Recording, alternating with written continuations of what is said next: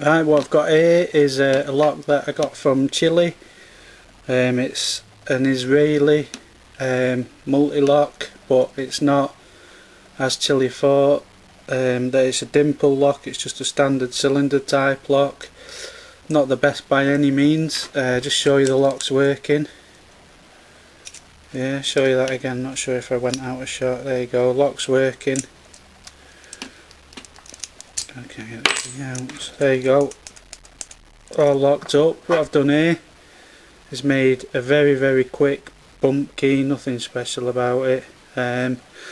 Not the best made bump key either, but it works with no grommets, no dampeners, no washers, anything. So basically, I'll try and do this and keep it all in shot for you.